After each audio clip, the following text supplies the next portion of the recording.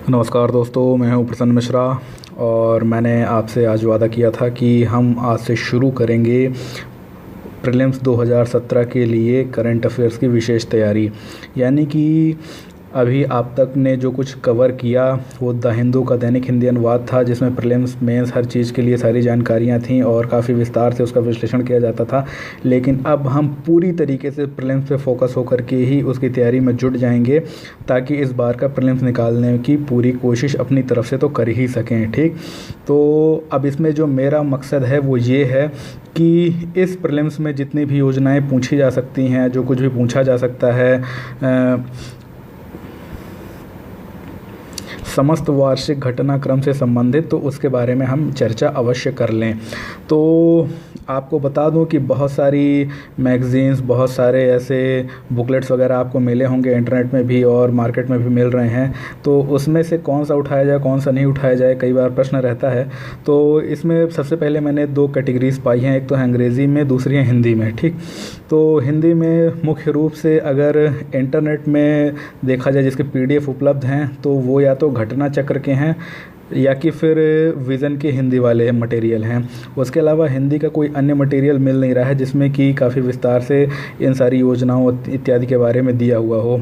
ठीक, अंग्रेज़ी में बहुत सारे आपके पास ऑप्शन उपलब्ध हैं। विज़न का है, इनसाइट का है और IAS फॉर श्योर का है, शंकर IAS का है, बहुत सारे, मतलब कि हज़ारों उपलब्ध हैं। तो उसमें से आपको एक चुन लेना है। इनसाइट्स का जो है तो काफ़ी अच्छा होता है, तो मुझे लगा कि मैं इसको उठा लेता हूँ। और उसके बाद इसमें जो कुछ चीज़ें छूट जाएंगी, यानी कि इसमें जो कुछ नहीं दिया हुआ है, तो हम कोशिश करेंगे विज़न का उठा करके उससे कवर करने की। विज़न की जो खास बात है वो ये है कि विज़न का हिंदी और अंग्रेजी का जो बुकलेट होता है वो सेम होता है। यानी कि उसमें कोई भी ऐसी जानकारी नहीं होती है कि अंग्रेज़ी वाले में और हिंदी वाले में ना हो, उसका पूर्ण रूप से उसमें अनुवाद करके दिया होता है। तो अगर आपको विज़न का मिल जाता है तो आप उसको हिंदी वाले को ही पूर्ण रूप से पढ़ सकते हैं, फिर अंग्रेज़ी पढ़ने की ज़रूरत नहीं है। और विज़न का तो उपलब्ध ही है, पूरे इंटरनेट में छाया हुआ है, कोई कॉपीराइट उसमें नहीं है। यानी कि कोई भी कहीं पर भी फेसबुक में उसको डालता रहता है, तो उसको ज़रूर आप डाउनलोड कर लीजिएगा। ठीक, फिर हो सकेगा तो हम उसको भी कवर करेंगे। तो चलिए शुरू करते हैं सारी योजनाएं। तो आप देखेंगे कि ये पहला PDF है, इसका नाम है insight PT 2017 exclusive government schemes and program, June 2016 to March 2017।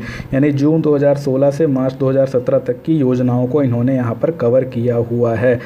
यहाँ पे एक शब्द लिखा हुआ है PT, तो बहुत से लोग सोच रहे हैं PT का क्या मतलब, प्रीलिम्स टेस्ट। ठीक, तो जो T है उसका मतलब होता है टेस्ट, तो दिल्ली में प्रीलिम्स को PT ही बोलते हैं। बाकी क्षेत्रीय लोग जो हैं तो प्रारंभिक परीक्षा, प्रीलिम परीक्षा इत्यादि उसको बोलते रहते हैं, पर PT शायद बहुत से लोग पहली बार सुन रहे होंगे, पर यहाँ पे उसको PT ही बोला जाता है। ठीक, तो चलिए शुरू करते हैं। यहाँ पे जो सारी योजनाएं हैं तो मंत्रालय वार दी हुई हैं। आप देख सकते हैं कि जो पहला मंत्रालय है वह ministry of social justice and empowerment, यानी कि सामाजिक न्याय और एम्पावरमेंट मिनिस्ट्री। तो यहाँ पे जितनी योजनाएं हैं आप एक एक करके अगर चाहें तो गिन लीजिएगा, कई सारी योजनाएं हैं, तो उनको हम एक एक करके कवर करेंगे। तो जो क्रम रहेगा तो यही रहेगा, क्रम इसका नहीं बदलेंगे और धीरे धीरे करके सारी जो योजनाएं हैं तो 4-5 दिनों में कवर हो जाएंगी। तो ज़्यादा समय इधर उधर नहीं गवाएंगे, सीधे शुरू करेंगे। तो पहली जो मिनिस्ट्री है, ministry of social justice and empowerment, अर्थात सामाजिक न्याय एवं सशक्तिकरण मंत्रालय। ठीक, तो पहली योजना है राष्ट्रीय वयोश्री योजना। हालांकि नाम से ही आपको पता चल रहा होगा कि वयोश्री का मतलब होता है कि ऐसे व्यक्ति जो वयोवृद्ध हो गए हैं या वृद्ध हो गए हैं तो उनके लिए कोई योजना होगी। तो ठीक वैसा ही है, यहाँ पे लिखा हुआ है कि जो राष्ट्रीय वयोश्री योजना है तो उसका क्या कार्य है, for providing physical aids and assisted living devices for senior citizen belonging to BPL category. अर्थात जो BPL कैटेगरी, जो गरीबी रेखा के नीचे रहने वाले सीनियर सिटीजन अर्थात वरिष्ठ नागरिक हैं, जिनकी आयु 60 वर्ष से ऊपर है, वो वरिष्ठ नागरिक कहलाते हैं। तो उनको अपना जीवन जीने के लिए जो असिस्टेड लिविंग डिवाइसेस होती हैं और जो फिजिकल एड्स, यानी कि जो उनको भौतिक रूप से सहायता दी जा सकती है, और उसके अलावा ऐसी जो डिवाइसेस, ऐसी जो मशीनें जैसे कि व्हीलचेयर मशीन इत्यादि जो कुछ भी हो सकता है, उनको बोलते हैं असिस्टेड लिविंग डिवाइसेस। ठीक, तो उसके लिए इस योजना को यूनियन गवर्नमेंट अर्थात केंद्र की सरकार के द्वारा लॉन्च किया गया है। यहाँ पे लिखा हुआ है कि first of its kind CSS scheme, ठीक, तो CCS लिखा है, गलत लिखा है, CSS होगा, कि ये अपने प्रकार की पहली केंद्र प्रायोजित ऐसी योजना है जो कि पूरी तरीके से केंद्र सरकार के द्वारा खर्च उठाई जाए, मतलब इसका पूरा खर्चा केंद्र सरकार उठाएगी। और यहाँ पर ये लिखा हुआ है कि 5,20,000 वरिष्ठ नागरिकों को इसके द्वारा लाभ प्राप्त होगा। यहाँ पे लिखा हुआ है कि इस योजना को लागू कराने की जो पूरी जिम्मेदारी है, यानी कि सोल इम्प्लीमेंटिंग एजेंसी, सोल का मतलब होता है कि पूरी जिम्मेदारी जिसके ऊपर हो, तो लागू कराने वाली जो पूरी जिम्मेदारी लेने वाली एजेंसी है उसका नाम है एलेम्को, आर्टिफिशियल लिम्स मैन्युफैक्चरिंग कॉरपोरेशन, ठीक। और ये क्या है, ये एक PSU है, यानी कि ये एक सार्वजनिक क्षेत्र की कंपनी है, और ये ministry of social justice and empowerment, यानी कि मैंने जिस मंत्रालय की बात कही उसी के अंतर्गत ये संचालित होती है, ठीक। यहाँ पे आगे लिखा हुआ है कि जिसके जो लाभार्थी होंगे, जो बेनिफिशरीज़ होंगे, तो उनको राज्य सरकार के द्वारा, या कि जो यूनियन टेरिटरीज़ अर्थात केंद्र शासित प्रदेश हैं, तो वहाँ पे एक कमेटी बनाई जाएगी, और उस कमेटी में क्या होगा कि जो जिला कलेक्टर होंगे या जो वहाँ के डिप्टी कमिश्नर होंगे, ठीक, तो जिला कलेक्टर या डिप्टी कमिश्नर अपने अपने ज़िलों के उस कमेटी के प्रमुख होंगे, और वही तय करेंगे कि इसके लाभार्थी कौन कौन व्यक्ति हो सकते हैं, ठीक। तो यानी कि जिला कलेक्टर और डिप्टी कमिश्नर के हाथ में होगा कि वो इस योजना का लाभ किसे दे सकते हैं। तो उनके लिए भी कुछ गाइडलाइंस होंगी, पर आखिर तौर पे शक्ति उन्हीं को दी गई है। अगले लिखा हुआ है कि as far as possible 30% of the beneficiaries in each district shall be women, यानी कि जहाँ तक संभव हो सकेगा तो सभी जिलों में 30% लाभार्थी जो होंगी तो महिलाएं होंगी, ठीक। तो इस प्रकार से ये कौन सी योजना हो गई हमारी, राष्ट्रीय वयोश्री योजना। आपको बता दूं इसके बारे में आपने सुना तक नहीं होगा, मैंने भी नहीं सुना था, पहली बार यही मैंने पढ़ा। तो इस तरीके की बहुत सारी योजनाएं हैं जो हम नहीं सुने होते हैं, और UPSC में अचानक से वो टपक पड़ती हैं, तब अचानक से हमारे पाँव तले ज़मीन खिसक जाती है कि ये कहाँ से आ गया। तो अब इस बार ऐसा नहीं होगा, क्यों, क्योंकि हम सारी योजनाएँ इस बार कवर करेंगे जिनके बारे में हमने सुना तक नहीं है, जिनके बारे में शायद द हिंदू में भी कभी कुछ नहीं छपा होगा, ठीक। अगला है सुगम्य पुस्तकालय। तो सुगम्य पुस्तकालय जो योजना है, तो लिखा हुआ है it is an online library that makes accessible content available to print disabled people. तो यहाँ पे हम बात कर रहे थे सुगम पुस्तकालय योजना में कि ये योजना प्रिंट डिसेबल्ड पीपल के लिए है। तो आप ये सोच रहे होंगे कि ये प्रिंट डिसेबल्ड पीपल होता क्या है, तो आपने भी पहली बार ये शब्द सुना होगा, मैंने भी सुना है।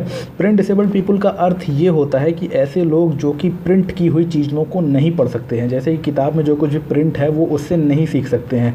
तो पहले तो आ जाते हैं जो कि विजुअली इम्पेयर्ड, अर्थात कि जो देखने में सक्षम नहीं है वो लोग, यानी कि जो नेत्रहीन व्यक्ति हैं, तो जाहिर तौर पर वो प्रिंट की हुई चीज़ों को नहीं पढ़ सकते। लेकिन सिर्फ ऐसा नहीं कि नेत्रहीन लोग ही, बहुत सारे ऐसे लोग जिनको हो सकता है कुछ ऐसी मानसिक समस्याएँ हो, जैसे कि आपने डिसलेक्सिया वगैरह देखा होगा तारे ज़मीन पर, वो सभी प्रिंट डिसेबल्ड पीपल होते हैं, अर्थात वो लिखी हुई चीज़ों से नहीं सीख सकते हैं, ठीक। उनके लिए सिखाने के लिए दूसरे तरीके अपनाए जाने ज़रूरी होते हैं। तो उन्हीं के लिए सुगम्य पुस्तकालय योजना शुरू की गई है। तो ये एक ऑनलाइन लाइब्रेरी होगी, ठीक, और accessible content available to print disabled people, यानी कि एक ऐसी ऑनलाइन लाइब्रेरी होगी जिसमें कि प्रिंट डिसेबल्ड लोगों के लिए ऑनलाइन सारी सामग्रियाँ उपलब्ध होंगी। अगले लिखा हुआ है कि it has been created by department of empowerment of person with disabilities, यानी कि जो department of empowerment of person और डिसेबिलिटीज़ दिव्यांगजन है वो उसने इसका निर्माण किया है, और जो सामाजिक न्याय मंत्रालय है तो वो इसका कोलैबोरेटर है, यानी कि उसने इसमें सहयोग किया है। और इसका जो मुख्य ऑर्गेनाइज़र है वो है डेजी फोरम ऑफ इंडिया, और जो इसको पूर्ण रूप से तकनीकी तौर पर संचालित किया है, क्योंकि एक कैसी है, ये एक ऑनलाइन लाइब्रेरी है। तो इसको ऑनलाइन बनाने के लिए जो तकनीकी सहायता दी है वो दी है TCS एक्सेस ने, तो ये बिल्कुल आप याद रखिएगा, ठीक। और यहाँ पे आगे लिखा हुआ अगली योजना है कि national workshop on autism tools INCLEN and ISAA। तो यहाँ पे किया गया है कि राष्ट्रीय रूप से एक कार्यशाला उन लोगों के लिए चालू की गई जो कि ऑटिज्म से पीड़ित हैं, ठीक। तो यहाँ पे दो संस्थानों के नाम हैं, इनक्लेन और ISAA। तो इनके बारे में हम आगे चल के थोड़ा सा जानेंगे। पहले हम जान लेते हैं कि पूरी योजना क्या थी, पूरा कार्यक्रम क्या था। तो यहाँ पे एक मीटिंग हुई थी, और मीटिंग जो थी तो किसके द्वारा आयोजित की गई थी, वो इनक्लेन के द्वारा, यानी कि इंटरनेशनल क्लिनिकल एपिडेमियोलॉजी नेटवर्क इनक्लेन, और साथ ही साथ उसमें कौन था, Indian scale of assessment of autism ISAA tools, ठीक। तो ये उसमें थे। और आगे लिखा हुआ है कि meeting of master trainers from all parts of country was recently held at the national training workshop on autism. ठीक, तो यहाँ पे ये लिखा हुआ है कि जो national training workshop on autism है तो उसके द्वारा एक मास्टर ट्रेनिंग के लिए कार्यक्रम आयोजित किया गया था। तो दरअसल पे क्या है कि इन्होंने बहुत सारी चीज़ों को इनसाइट वालों ने समेट कर एक ऐसे छोटे से पैराग्राफ में डाल दिया है कि कई बार समझाना थोड़ा मुश्किल हो जाता है। तो थोड़ा सा विस्तार से मैं जाके बताना चाहूँगा कि मास्टर ट्रेनर्स वो होते हैं जो कि पहले उसको अच्छी तरीके से सीखते हैं इनक्लिन के द्वारा, और उसके बाद क्या करते हैं कि अपने अंतर्गत बहुत सारे लोगों को उसको सिखाते हैं। यानी कि जो मास्टर ट्रेनर होता है तो सीधे तरीके से किसी भी ऑटिज़म की योजना या अन्य किसी योजना को लागू करने के लिए जिम्मेदार नहीं होता, बल्कि वो क्या करता है कि अपने अंतर्गत के लोगों को फिर से ट्रेनिंग देता है। ठीक, इसीलिए वो मास्टर ट्रेनर कहलाता है। और जो बाद में ट्रेनिंग लेते हैं इन मास्टर ट्रेनर से, वो जा कर के फिर इन योजनाओं को लागू करने और ज़मीनी तौर पे कार्य करने का कार्य करते हैं। अब यहाँ पे जैसे इसमें बार बार मंत्रालय के नाम इन्होंने दिए हुए हैं। ठीक, तो आपको बता दूं कि पहले से ही जो सूची बनाई गई है योजनाओं की वो मंत्रालयवार है। तो आपको पता है कि हम किस मंत्रालय की योजनाएं पढ़ रहे हैं। हम पढ़ रहे हैं सामाजिक न्याय और सशक्तिकरण मंत्रालय की।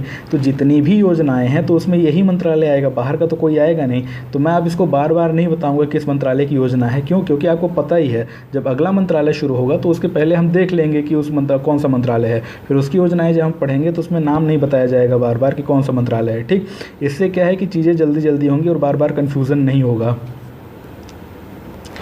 तो यहाँ पर लिखा गया है कि जो वर्कशॉप का लक्ष्य है वो ये है कि जो प्रोफेशनल जैसे कि बाल रोग विशेषज्ञ, मनोवैज्ञानिक और मनोचिकित्सक हैं तो उनको मास्टर ट्रेनर के तौर पर प्रशिक्षित किया जाए ताकि वो आगे अपने नीचे के लोगों को प्रशिक्षित कर सकें। ठीक, लिखा हुआ है कि these master trainer will further train required number of professional in their respective states. यानी कि जो ये मास्टर ट्रेनर होंगे तो अपने अपने राज्यों में ऐसी आवश्यक संख्या में लोगों को अपनी सीखी हुई चीज़ों को फिर से सिखाएंगे जो कि उनके राज्य में इस योजना को लागू करवा पाने में आवश्यक हों। ठीक, आगे यहाँ पे लिखा हुआ है कि 2 types of assessment tools work recommended. यानी कि 2 प्रकार के जो असेसमेंट टूल थे, आकलन करने के उपाय थे, तो उनकी संस्तुति की गई है। तो ये कहा गया है ये 2 टूल कौन से हैं। पहला है इनक्लिन टूल, दूसरा है ISAA टूल। ठीक, तो इसके बारे में फिर से हम थोड़ा सा इंटरनेट में जाकर के जानकारी प्राप्त कर लेंगे क्योंकि ज़्यादा दिया नहीं हुआ है यहाँ पे। आगे दिया हुआ है कि ऑटिज़म क्या है। तो ऑटिज़म के बारे में दिया हुआ है कि ये एक न्यूरो डेवलपमेंटल डिसऑर्डर है, यानी कि एक तंत्रिकीय विकास संबंधी बीमारी है। अर्थात जो हमारे भीतर तंत्रिका तंत्र होता है जो कि सिग्नल्स को, अर्थात जो भी हमारे दिमाग से आदेश जाता है उनको शरीर के विभिन्न भागों तक ले जाने का कार्य करता है, तो उसमें जब उसका पर्याप्त विकास नहीं हो पाता तो ऑटिज़म हो जाता है। ठीक, और ऑटिज़म होने से क्या होता है कि शरीर बिल्कुल क्षीण सा रहता है, मतलब कि व्यक्ति जो है तो बहुत धीरे धीरे चीज़ों को समझ पाता है, उस पर कार्य अपनी प्रतिक्रिया दे पाता है, उसका वो कोई कार्य कर पाता है। तो यहाँ पर लिखा हुआ है कि ये जो डिसऑर्डर है स्पैनिंग एंटायर लाइफ, यानी कि पूरे जीवन बना रहता है और इसका कोई भी निश्चित इलाज नहीं है। यानी कि जो ऑटिज़म होता है इसका कोई आखिर तौर पर इलाज नहीं होता है।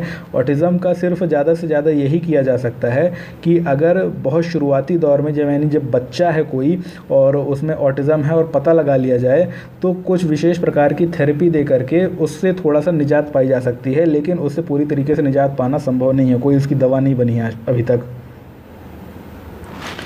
तो यहाँ पे आपको बता दूं कि अभी हमारे यहाँ जो एक नया अधिनियम आया है डिसेबिलिटी का, तो उसके बारे में हम बाद में बात करेंगे।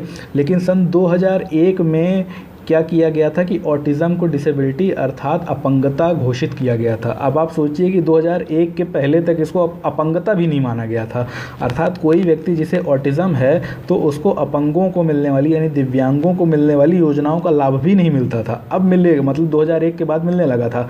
और अभी तो जो नया बिल आया है, जो नया अधिनियम बन गया, बिल तो आया था वो अधिनियम बन गया, उसमें ये कहा गया है कि बहुत सी ऐसी बीमारियां जिनको कि पहले बिल्कुल दिव्यांगता की श्रेणी में माना ही नहीं जाता था उनको भी ले लिया गया। जैसे कि सिकल सेल एनीमिया नाम की बीमारी होती है तो उसको आमतौर पे दिव्यांगता की श्रेणी में नहीं लिया जाता था, लेकिन अब उसे भी ले लिया गया है। तो उसके बारे में हम बाद में बात करेंगे जब वो आएगा। तो यहाँ पे ये लिखा हुआ है कि 26 अप्रैल 2016 को एक गाइडलाइन तय की गई थी और उस गाइडलाइन में ये कहा गया था कि जो ऑटिज़म से पीड़ित व्यक्ति हैं तो उनको डिसेबिलिटी सर्टिफिकेट यानी कि दिव्यांगता का प्रमाण पत्र जारी किया जाए ताकि वो दिव्यांग संबंधी योजनाओं का लाभ उठा सकें। अगला है वयोश्रेष्ठ सम्मेलन 2016। ठीक, तो आप फिर से समझ गए होंगे कि वयो लिखा है तो यानी कि वृद्धों से संबंधित होगा। और सामाजिक कल्याण मंत्रालय जो है तो आमतौर पर किसके लिए है? वो लोग जो कि सामाजिक तौर पर कमज़ोर हो जाते हैं, या तो महिलाएँ हैं या कि फिर बच्चे हैं, या गरीब हैं, अनाथ हैं, ठीक, या कि बूढ़े बुजुर्ग हैं। तो यही सभी लोग हैं जिनको कि सरकार के द्वारा सामाजिक न्याय की या सामाजिक कल्याण की आवश्यकता ज़्यादा होती है। तो यहाँ पर लिखा गया है कि they are national award for senior citizens and institutions in recognition on of their service towards the cause of elderly person. यानी कि ये जो अवार्ड है, ये जो सम्मान है, तो सीनियर सिटीजन अर्थात वरिष्ठ नागरिकों तथा उससे संबंधित जो संस्थान हैं तो उनको दिया जाता है service towards the cause of elderly people, जो कि बुजुर्ग लोगों के कल्याण के लिए कोई कार्य करते हैं। ठीक, specially indigent senior citizen. Indigent का मतलब होता है जो गरीब हैं, दरिद्र हैं, जिनके पास अपना कुछ भी नहीं है और वो बूढ़े हो चुके हैं। ठीक, तो ऐसे जो लोग हैं तो उनको इंडिजेंट सीनियर सिटीजन कहा जाता है, काफ़ी गरीब बुजुर्ग लोग। तो खासकर इनके कल्याण के लिए जो कोई भी कार्य करेंगे तो उनको वयोश्रेष्ठ सम्मान दिया जाएगा। ठीक, तो आपको बता दूं कि ये 2005 में शुरू किया गया था और किस मंत्रालय के द्वारा शुरू किया गया था? आप जानते हैं, सामाजिक कल्याण मंत्रालय के द्वारा।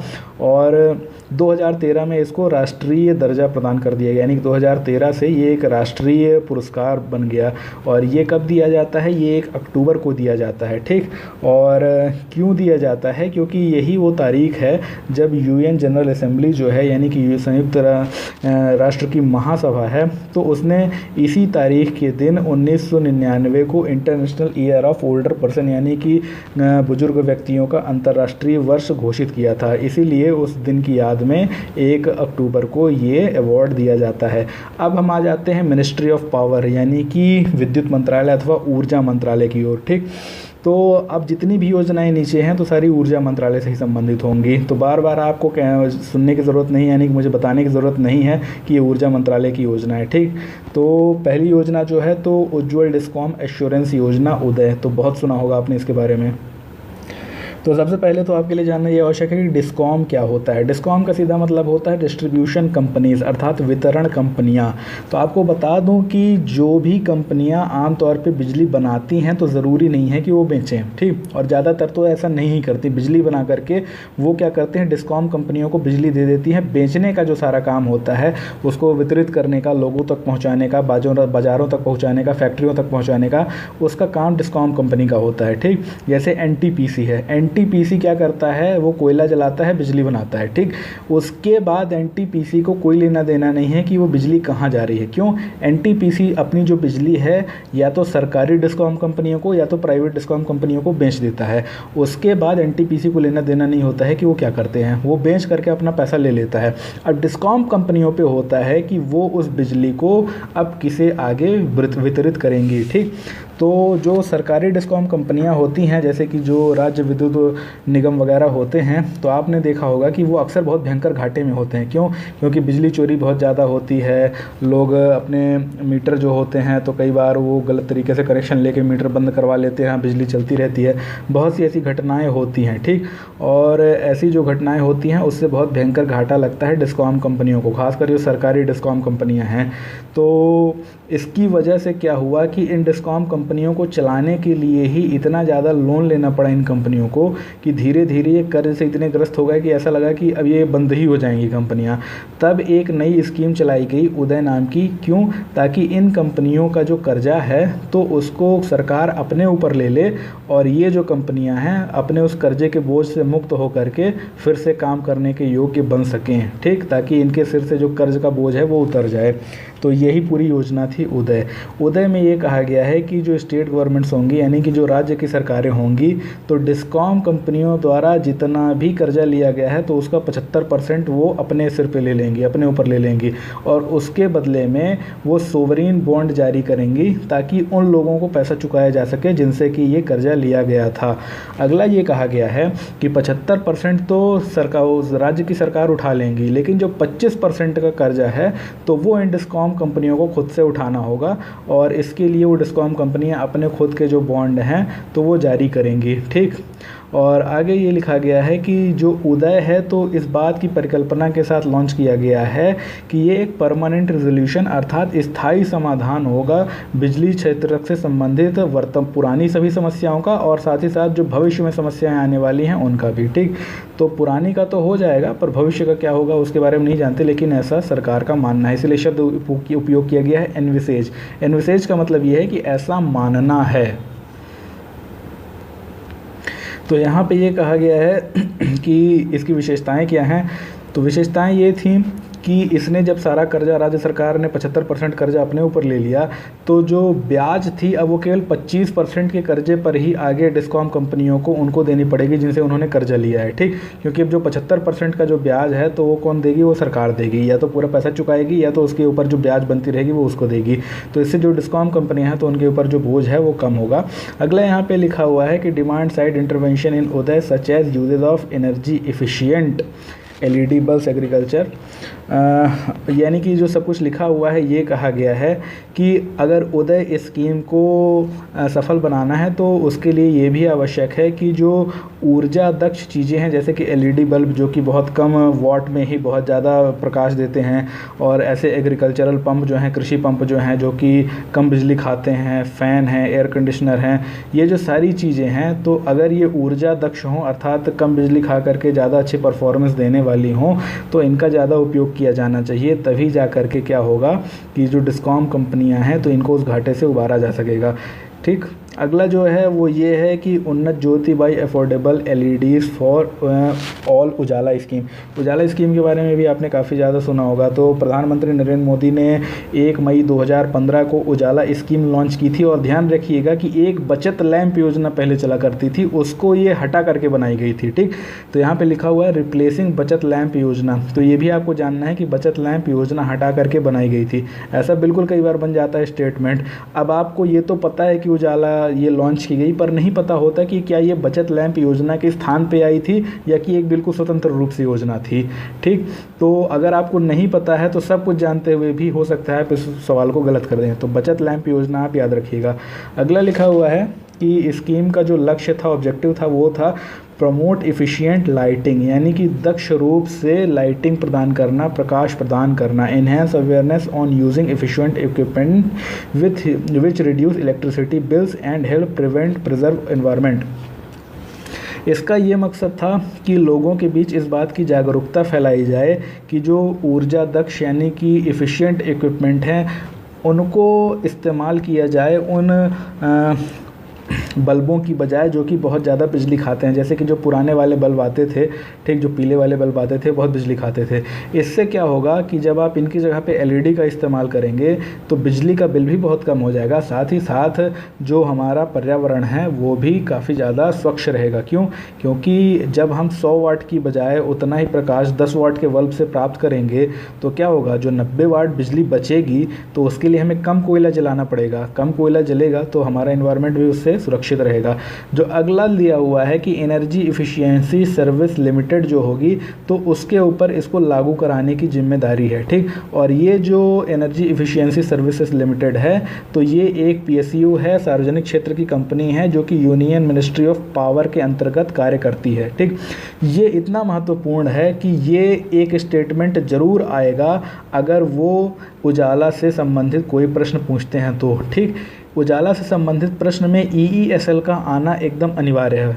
ठीक, तो ये बात आप याद रखिएगा कि उजाला को लागू कराने की जिम्मेदारी किसकी है, EESL की है। ठीक, और यहाँ पे अगर EESL नहीं आता है स्टेटमेंट में, तो मैं बता रहा हूँ वो कोई दूसरी ऐसी संस्था का नाम लिख देंगे और ये लिखेंगे कि इसकी जिम्मेदारी है उजाला को लागू करने की। तो आपको याद होना चाहिए कि EESL की जिम्मेदारी है, तो कोई दूसरी अगर वहाँ पे कंपनी या संस्थान लिख दिया जाता है तो आप उसको गलत करके आएंगे, ठीक, ये कट कर देंगे कि ये जो उस स्टेटमेंट है गलत है, तो आपको आंसर मिल जाएगा उसमें। तो EESL जो है तो काफ़ी महत्वपूर्ण है, इसके बारे में भी हम आगे चल के इंटरनेट में थोड़ा सा देखेंगे कि इसके बारे में ये कौन कौन से, मतलब इसका स्ट्रक्चरिंग कैसा है, क्या मंत्रालय का, तो हमें पता चलेगा कौन से मंत्रालय के अधीन कार्य करती है, और भी 2-4 चीज़ें इसके बारे में हम जानेंगे। अगला यहाँ पे लिखा हुआ है कि scheme is being monitored in a transparent manner through a national dashboard, यानी कि एक नेशनल डैशबोर्ड अर्थात राष्ट्रीय डैशबोर्ड जिसका कि नाम DELP.in है, उसके द्वारा लगातार इसकी निगरानी की जा रही है ताकि इस योजना को पूरी तरीके से पारदर्शी रखा जाए, ठीक। और यहाँ पर ये लिखा गया है कि इस योजना को सफल बनाने के लिए जो LED बल्ब हैं तो वो डिस्कॉम ऑफिसेस, यानी कि जो डिस्कॉम कंपनियां हैं उनके कार्यालयों में, या कि जहाँ पे आप बिल जमा करने जाते हैं वहाँ पर, या कि EESL के जो अपने कियोस्क हैं, अपने केंद्र हैं वहाँ पर, या कि फिर जो साप्ताहिक हाट या बाज़ारें लगती हैं तो वहाँ पर ये बल्ब उपलब्ध होंगे। अगला लिखा हुआ है कि गर्व ऐप, तो गर्व 2 ऐप, तो गर्व 2 ऐप जो है तो उसका क्या कार्य है, उसका कार्य है track rural house hold electrification, यानी कि जो ग्रामीण क्षेत्रों में घर हैं तो उन घरों में विद्युतीकरण की जो योजना है तो किस स्तर पे अभी तक पहुंची है उसकी जो सारी जानकारी और निगरानी करेगा वो कौन करेगा, गर्व ऐप करेगा। यानी कि जो सारी की सारी निगरानी है उसकी जानकारी आपको गर्व ऐप के माध्यम से मिल जाएगी। तो ध्यान रखिएगा कि ये गर्व 2 ऐप है, इसके पहले शायद गर्व 1 ऐप भी आई होगी, मैंने तो नहीं पढ़ा था, लेकिन फिर अगर मिलेगा तो देखेंगे। तो आपको जानना है कि गर्व 2 ऐप है ये, और इसका मकसद है कि ग्रामीण क्षेत्रों में जो भी विद्युतीकरण किया जा रहा है वो किस स्तर तक पहुंचा है उसकी जानकारी आपको इसके माध्यम से मिल जाएगी, ठीक। यहाँ पे लिखा हुआ है कि mobile app has incorporated village wise habitation wise base line data, यानी कि ग्रामवार और साथ ही साथ हैबिटेशन वार यानी कि आवास वार जो भी बेस लाइन डाटा है, आधारभूत डाटा है कि किस गांव में और साथ ही साथ किस मोहल्ले में, ठीक, किस इलाके में विद्युतीकरण हो गया है, वो सारा डाटा आपको गर्व 2 ऐप से प्राप्त हो जाएगा। अगला यहाँ पर लिखा हुआ है कि it has also made village wise work sanction under Deendayal Upadhyaya Gram Jyoti Yojana, तो इसके बारे में आपने बहुत सुना होगा। तो इस योजना के अंतर्गत भी जितने गाँवों के लिए विद्युतीकरण सैंक्शन किया गया था, पास किया गया था, उनकी भी निगरानी इसके द्वारा की जाएगी, ठीक। तो ध्यान रखिएगा कि दीनदयाल ग्राम ज्योति योजना और उसके अलावा जो अन्य योजनाएं चल रही हैं, खास करके रूरल हाउस होल्ड इलेक्ट्रिफिकेशन योजना जो चल रही है तो उसके अंतर्गत जो है तो उन सभी की मॉनिटरिंग गर्व ऐप के द्वारा की जाएगी। और यहाँ पर लिखा हुआ है कि it has a citizen engagement window संवाद, तो पीले रंग से हाईलाइट किया हुआ है। संवाद बहुत आवश्यक है जानना कि संवाद क्या है। तो संवाद दरअसल पे एक सिटीजन इंगेजमेंट विंडो है टू एनहेंस पार्टिसिपेशन, यानी कि लोगों की भागीदारी को सरकार के कार्यक्रमों तक बढ़ाने के लिए नागरिकों को जोड़ने की एक विंडो, एक खिड़की बनाई गई है, उसी को संवाद कहा जाता है, ठीक।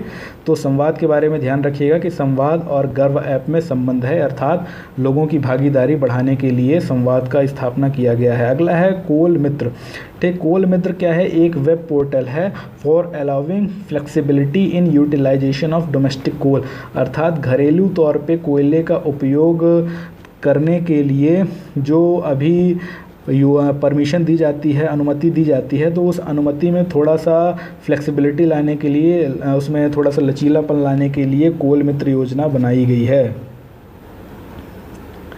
तो ध्यान रखिएगा कि जो डोमेस्टिक कोल है, तो ज़रा सा घरेलू कोयला सुन करके आप कंफ्यूज मत होइएगा, ठीक। डोमेस्टिक कोल का मतलब होता है ऐसा कोल जो भारत में पाया जाता है, ठीक। कोयले 2 प्रकार के हैं, एक डोमेस्टिक है जो कि हम भारत के अंदर ही खोद के निकालते हैं, दूसरा हम बाहर से आयात करते हैं। तो डोमेस्टिक कोल ऐसा नहीं है कि आप घर के उपयोग के लिए, अपने घर के उपयोग के लिए जो करते हैं, अभी शायद मैंने ऐसा कह दिया। डोमेस्टिक कोल का मतलब होता है कि जो हमारे देश के अंदर ही उत्पादित कोयला है वो डोमेस्टिक कोल है, ठीक। और जो बाहर से आयातित कोयला है तो उसको हम इम्पोर्टेड कोल कहते हैं। तो ये जो कोयले की संबंधी योजना है, तो ये एक डोमेस्टिक कोल अर्थात भारत में जो कोयला खोद के निकाला जाता है उसका कैसे अधिकतम सही उपयोग हो पाए, उसमें कैसे उसके उपयोग में फ्लेक्सिबिलिटी आ पाए, उसके लिए कोल मित्र योजना बनाई गई थी। तो ये कहा गया था कि जो कोल रिजर्व्स अर्थात कि कोयले की खाने हैं, जो कोयले के भंडार हैं, तो उनको उन प्राइवेट कंपनियों को या कि उन केंद्र अथवा राज्य सरकार द्वारा मालिकाने हक वाली सरकारी कंपनियों को दे दिया जाना चाहिए, जो कि ज़्यादा कॉस्ट इफ़िशिएंट अर्थात लागत दक्ष हैं, अर्थात कि ऐसे जो कि कम लागत में ही उस कोयले को खोद के निकालते हैं, जिससे कि कोयला जो है तो सस्ती कीमत पर आगे बेचा जा सकता है। जब ऐसा होता है तो क्या होता है कि जिसने कोयला ख़रीदा तो उसको ये कोयला सस्ता पड़ता है, तो जब वो उस कोयले से बिजली बनाता है तो वो बिजली भी आगे चल के सस्ती बेचता है, तो ग्राहकों को सस्ती बिजली प्राप्त होती है। तो जब कोई कंपनी कॉस्ट इफिशिएंट नहीं होती है तो कोयले की खुदाई में ही काफ़ी खर्चा करती है और महंगा कोयला बेचती है, तो महंगा कोयला बेचने से जो कोयला ख़रीदता है बिजली कंपनी वाला उसको महंगा पड़ता है और वो बिजली के दाम भी अपने बढ़ा देता है, तो अंतिम तौर पर आपको बिजली महंगी मिलती है। तो ये जो पूरा एक चक्र होता है तो उसमें कॉस्ट इफ़िशिएंसी लाने के लिए ही इसको योजना को लाया गया है। तो यहाँ पर लिखा हुआ है कि 24/7 पावर फॉर ऑल, यानी कि सभी को हर वक्त बिजली की जो योजना है 24/7 बिजली की जो योजना है, तो वो एक ऐसी योजना है जिसे केंद्र और राज्य की सरकार द्वारा संयुक्त रूप से चलाया जाएगा। ठीक, और इसमें ये कहा गया है कि कृषि क्षेत्र, औद्योगिक क्षेत्र और जो घरेलू उपभोग करता हैं तो उनको हफ्ते में 7 दिन 24 घंटे बिजली उपलब्ध कराई जाएगी। इसमें ये कहा गया है कि जो ये योजना है तो इसमें उन सारे क्षेत्रकों को, आयामों को कवर किया जाएगा, जैसे कि बिजली उत्पादन करना, उसका ट्रांसमिशन करना अर्थात तो एक स्थान से दूसरे स्थान भेजना, फिर ठीक उसके बाद जब वो ट्रांसमिट हो जाएगी तो जहाँ पर पहुँचेगी सब स्टेशन में वहाँ से उसको डिस्ट्रीब्यूट करना, वितरित करना, और साथ ही साथ 100% घरों में विद्युतीकरण करना भी इसका लक्ष्य होगा। ठीक, आगे यहाँ पर ये कहा गया है कि सभी घरों को 2019 तक इस योजना के तहत क्या किया जाएगा, 24 घंटे 7 दिन बिजली उपलब्ध कराई जाएगी। ठीक, तो थोड़ा सा आप सोच रहे होंगे कि एक तरफ दीनदयाल उपाध्याय ग्राम ज्योति योजना है जिसमें ये कहा गया है कि 2022 तक तो सारे घर जो हैं उनमें विद्युतीकरण होगा, तो 2019 तक कैसे 24x7 सप्लाई हो जाएगी। तो दरअसल पे ये कहा गया है कि 2019 तक जितने घरों में कनेक्शन हो जाएंगे तो उनको हम 24 घंटे 7 दिन सप्लाई देने की कोशिश करेंगे। ठीक, और जो दीनदयाल ग्राम ज्योति योजना है तो उसमें ये कहा गया है कि इसमें 2022 तक सारे जो घर हैं उनमें विद्युतीकरण किया जाएगा, यानी कि बाद में जब ये बन जाएंगे तो हो सकता है कि ये जो 24x7 की योजना है ये इनमें लागू हो जाए 2022 से। ठीक, तो उसमें हमको नहीं पढ़ना है। ठीक, तो आगे हम यहाँ पे दिया हुआ है दीनदयाल उपाध्याय ग्राम ज्योति योजना, इसका क्या लक्ष्य है कि 24/7 यानी कि 24x7 की योजना अर्थात हफ्ते में 7 दिन 24 घंटे अनइंटरप्टेड इलेक्ट्रिसिटी सप्लाई, यानी कि बिना किसी बाधा के बिजली की जो आपूर्ति होगी खासकर ग्रामीण घरों में। ठीक है, यहाँ पे रूरल हाउस होल्ड लिखा है तो ध्यान रखिए ग्रामीण घरों के लिए योजना है। कब तक? 2022 तक। आगे लिखा हुआ है कि major components of the scheme, जो स्कीम के योजना के महत्वपूर्ण कंपोनेंट हैं, महत्वपूर्ण हिस्से हैं, वो हैं स्ट्रेंथनिंग ऑफ सब ट्रांसमिशन एंड डिस्ट्रीब्यूशन नेटवर्क, यानी कि जो सब ट्रांसमिशन है और जो डिस्ट्रीब्यूशन नेटवर्क है उसको मजबूत किया जाएगा। सब ट्रांसमिशन का मतलब ये होता है कि जब एक बार बिजली सब स्टेशन में पहुँच जाती है फिर उसके बाद वहाँ से जो ट्रांसफार्मर तक उसका वितरण होता है यानी उसका संचालन होता है, बिजली पहुँचाई जाती है, उससे ही क्या कहते हैं, उसे ही सब ट्रांसमिशन कहते हैं। और डिस्ट्रीब्यूशन नेटवर्क जो होता है तो वो आगे होता है कि वहाँ से अब जो बिजली आगे की ओर डिस्ट्रीब्यूट की जाएगी ट्रांसफार्मरों से, उसको डिस्ट्रीब्यूशन नेटवर्क कहते हैं। ऐसे ही है फीडर सेपरेशन। ठीक, तो इसको ऐसे ही रट लीजिए कि फीडरों को अलग किया जाएगा, क्योंकि ये जो सारे टर्म हैं सब transmission, distribution network, feeder separation, ये इलेक्ट्रिकल इंजीनियरिंग के शब्द हैं। ठीक, आमतौर पर ये 12वीं तक की भी विज्ञान में नहीं मिलेंगे कहीं भी आपको, ये सीधे तौर पर इलेक्ट्रिकल इंजीनियरिंग के शब्द हैं, तो बहुत इसमें आपको घुसने की आवश्यकता नहीं है। तो आगे लिखा हुआ है कि metering at all levels including at input points, feeders and distribution transformers. तो यहाँ पर कहा गया है कि जो बिजली का मापन है तो सभी बिंदुओं पर किया जाएगा, अर्थात इनपुट पॉइंट्स जहाँ से बिजली आना शुरू होती है, फिर फीडर्स पे, ठीक, यानी कि जहाँ से वो आगे की ओर वितरित होती है पहुँच करके, और डिस्ट्रीब्यूशन ट्रांसफार्मर यानी कि जहाँ पे वो ट्रांसफार्मर में जा करके फिर घरों की तरफ चलती है, तो हर जगह पर उसकी मीटरिंग की जाएगी, नापा जाएगा। इसलिए पता चल सकेगा कि कितनी बिजली जो है तो रास्ते में नष्ट हो रही है, ठीक, और इससे ये भी पता चल जाएगा कहीं बिजली कहीं इधर उधर चोरी तो नहीं की जा रही है।